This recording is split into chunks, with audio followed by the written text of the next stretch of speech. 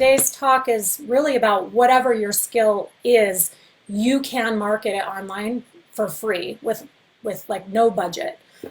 You just need to be willing to put yourself out there. The first thing is if you have an ability, like let's say you're a landscaper or a painter, paint houses, or you have any kind of like electrical skills, or you could be doing web stuff, or you have experience with social media marketing, anything like that, you can start by just putting your information on local classifieds sections. So they actually have services and professional services sections there. So you can say, graphic designer for hire, and then ideally you put some information about how long you've been doing it, what skills, what tools you use, if you're a house cleaner, if you're going to bring your own products, if you have special things about your, green products or things like that you can include in there, please do. It's always more information is usually better. And then some references perhaps. If you have a website or an online portfolio, then add that. So these local classified services are really helpful. In Utah, we're pretty spoiled with KSL, KSL.com. Their classifieds gets a ton of traffic and a ton of eyeballs. And then in other regions, if you have Craigslist, or if you are an established business already, you could jump on Angies List. So that's kind of the first tip, is like if you hadn't thought about just putting it out there on the classifieds, try that. Another thing, of course, since we are on social media, and this is how some of you are finding me, is use your network that you already know. Remind people what you can do for them, especially if people know that your hours just got cut back, or you're kind of hurting and need a little extra money. I mean, so many of us have been doing side hustles for such a long time anyway, and now it's really becoming apparent that we need to do some things to, keep things moving forward and keep income coming in. Income producing actions, right? Income generating actions are what we're talking about today. Let's talk a little bit about the specific social media mediums. Instructional stuff to really build your following. If you're very good at something, I would recommend getting on YouTube and making regular videos. People use YouTube as a search engine all the time, especially for how do I ... right? So I like to do a lot of kind of do it yourself. I have a lot of DIY customers, clients, friends. People hit me up, asking for tips on stuff, and I love to empower people. So find what you're good at, what you know a lot about, and maybe consider like creating a channel, and if nobody follows it, or you only get 10 people, there's no loss in that. But some people are incredibly outrageously successful with YouTube, and you get people like in their specific niches that want to learn more about you. In fact, if you can believe it, there was a plumber that attended the social media marketing world, not this last February, but the year prior, and his business was on the verge of closing down because of just how pumped he got from being at this convention. He came home and he's like, you know what, I know everything there is to know about plumbing. And he started a channel and he got some help. So the plumber, he has a huge following now, and he's been able to monetize his channel, and he's actually been able to build up his business at a whole nother level. And I think he's even doing some franchise stuff. But yeah, the plumber guy on YouTube now. There's definitely ways to go forward with YouTube. For our artists and craftspeople out there, putting your stuff on Etsy and any number of these different craft services is highly recommended. So Etsy, ETSY, is a really good one. And then I actually just did a Google search and I got a huge list of them, several I had not ever heard of, and just started clicking through them sort of in preparation for today. And it's very cool. Like there are stores for handmade jewelry and handmade, clothing and bags, and people want what skill you have. And then you definitely should have a Pinterest page. So maybe you can't afford getting a web page built right now professionally, but you can start a Pinterest page and you can share that out. And there are lots and lots of free web development tools that didn't exist when I went into business for myself. Sitespace Sara went into business in 2007, and like Dreamweaver was like kind of how people without coding knowledge could kind of get around. And then WordPress quickly came onto the scene and we latched onto that, right, to empower people to do their own updates and that sort of thing. And so WordPress.com, if you go there, you'll still get a free WordPress site. It'll just have the WordPress name in the domain, and then you can pay them once you can afford to self-host rather than be a WordPress hosted. And also Blogger or Blogspot, you can create a free website there, guys. You don't even have to pay for hosting. Another area, of course, is LinkedIn. Key thing about LinkedIn is like, just make sure you have some relevant work experience there. If you can ask friends to recommend you, that's great. It's nice if you have a professional headshot, but it doesn't have to be.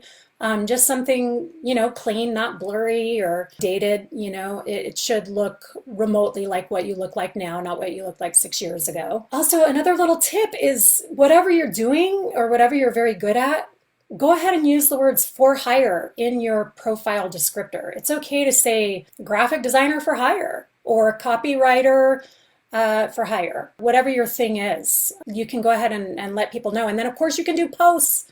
Do posts, share posts, do that on LinkedIn. And the other cool thing about LinkedIn is you can actually do direct messages to people in your network, just like you can over Facebook or any of the others. But with LinkedIn, you can actually share a video. You can really reach people. One of the advantages to Twitter and Instagram, when you post there, use a ton of hashtags. If they're relevant to the work that you do and you're available for, just putting your beautiful stuff out there is great, but if you don't hashtag it with all the relevant things like graphic artist, original art, designer for hire, all these kinds of things, that's what's going to eventually, it'll show up as people follow certain hashtags.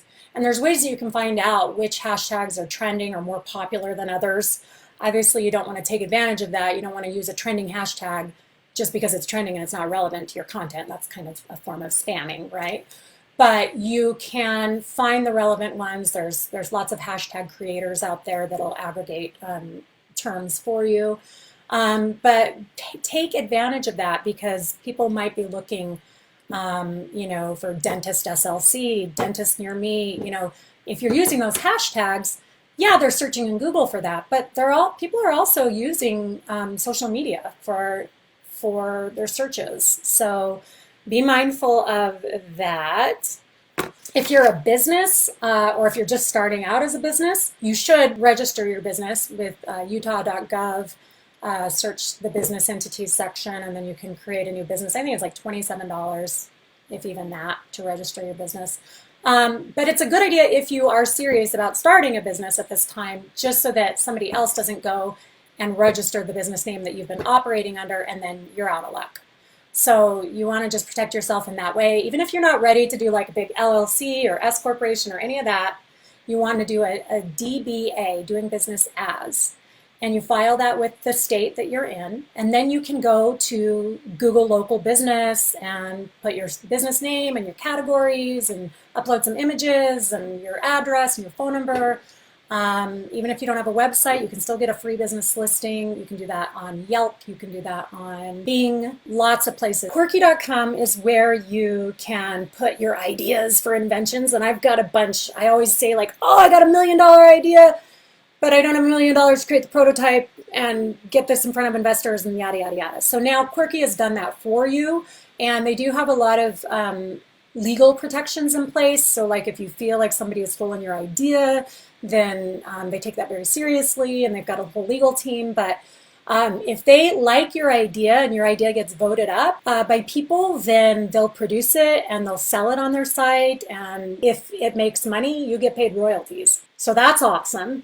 And the other cool thing about Quirky is you can go and just read other people's ideas. And if you think that's cool, but it'd be even cooler if it did this, and you add that, they'll decide that, okay, that was worth 2% of that product. So then you just earn some money that way too.